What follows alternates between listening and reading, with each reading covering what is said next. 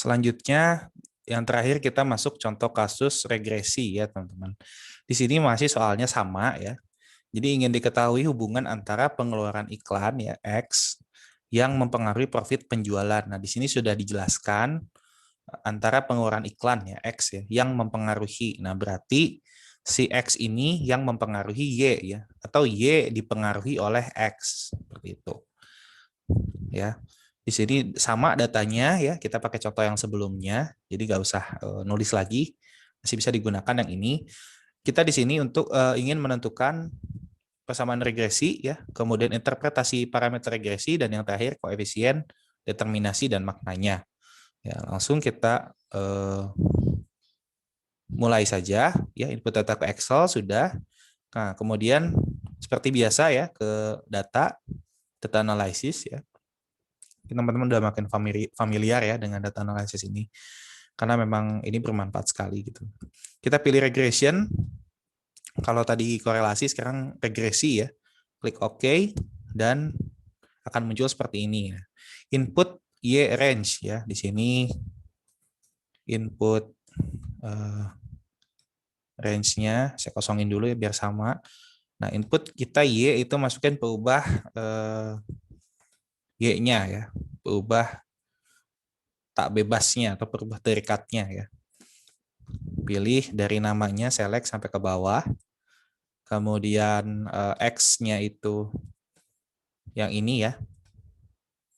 Yang peubah bebasnya yang mempengaruhi si Y ini. Ya, di situ. Jangan sampai ketukar ya, ingat ya. Nah, kemudian di OK dan labelsnya kita centang ya karena kita tadi ngambil sama nama peubahnya.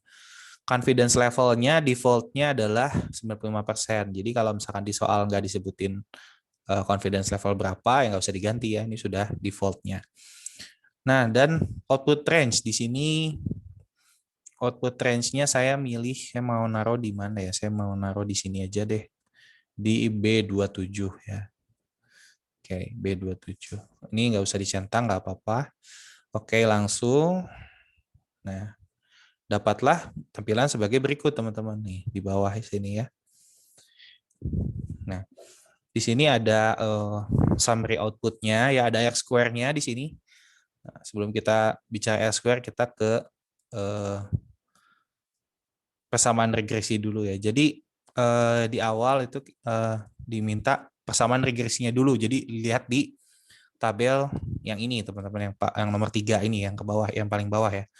Di sini teman-teman kalau angkanya banyak seperti ini, saya sarankan untuk membulatkan hingga 3 angka di belakang koma saja ya.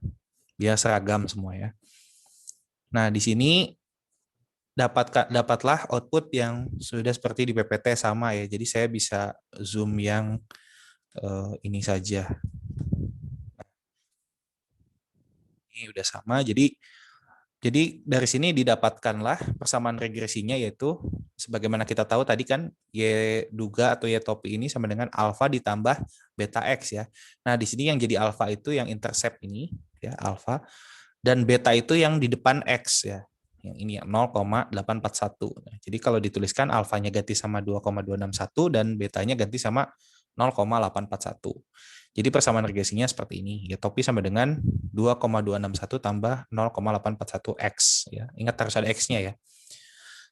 Interpretasinya ya, maksud dari persamaan regresi ini ya, interpretasi parameternya apa ya. Jadi masing-masing alfa dan beta tuh kita ceritakan maksudnya apa gitu loh. Nah, ini kan sebuah persamaan ya. Nanti kita mau menghitung Y, nah, formulanya ini kayak gitu. Nah, kita ceritakan dulu nih interpretasi. Intercept ya atau alfa itu nilainya 2,261, artinya bahwa jika si biaya iklan itu bernilai 0 atau konstan ya, maka profit memiliki nilai sebesar 2,261 miliar. Jadi asumsinya jika dia nggak ngeluarin biaya buat iklan, dia tuh udah untung 2,26 miliar gitu loh. Karena mungkin untungnya dia itu karena dia sudah punya nama ya, atau dia jualan di tempat lain ya tanpa iklan gitu ya. Jadi tanpa iklan tuh keuntungannya 2,261 miliar. Model ini menjelaskan seperti itu. Dan slope ya atau beta itu 0,841, artinya nah bahwa jika biaya iklan itu meningkat sebesar satu satuan, di mana satuannya di sini miliar ya. Jadi kalau biaya iklan itu meningkat sebesar 1 miliar, maka profitnya juga akan meningkat sebesar 0,841 miliar, teman-teman. Ya, sekitar 840 jutaan lah ya. Jadi kalau dia ngiklan 1M itu ningkatin profit gitu. Terus jadi dia profitnya akan terus bertambah ya. Seperti itu. Dari persamaan ini interpretasi parameternya seperti itu. Nah, dan yang terakhir adalah suruh mencari koefisien determinasi atau R-square ya. Nah, ingat teman-teman di awal tadi bahwa R-square itu menunjukkan seberapa besar pengaruh peubah bebas ya X terhadap peubah terikat. Jadi kalau dalam kasus ini, nah kita bisa lihat di tabel summary output yang bagian ini ya, regression statistik yang ada R-square-nya.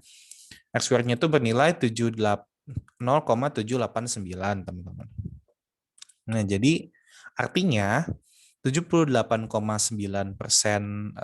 perubahan dari nilai profit ya dari Y ini dipengaruhi oleh biaya iklan ya.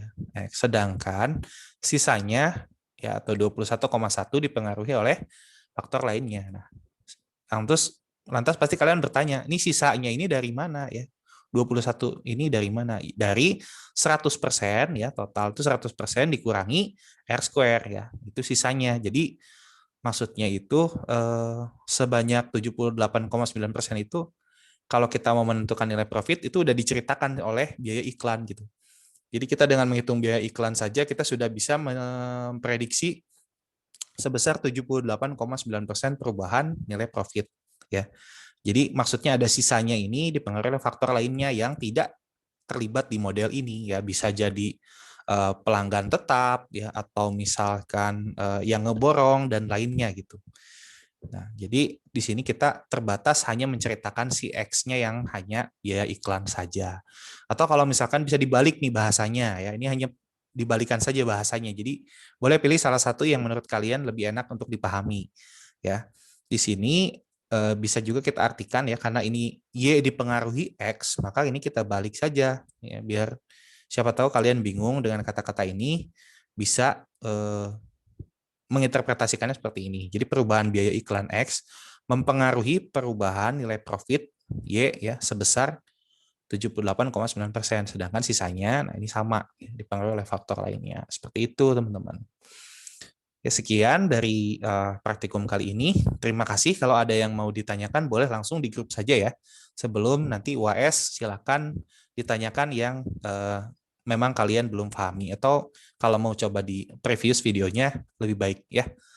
Jangan ragu buat bertanya ke saya, agar kalian juga tidak hanya bisa saat ini, tapi ke depannya juga bermanfaat bagi pengetahuan kalian. Terima kasih.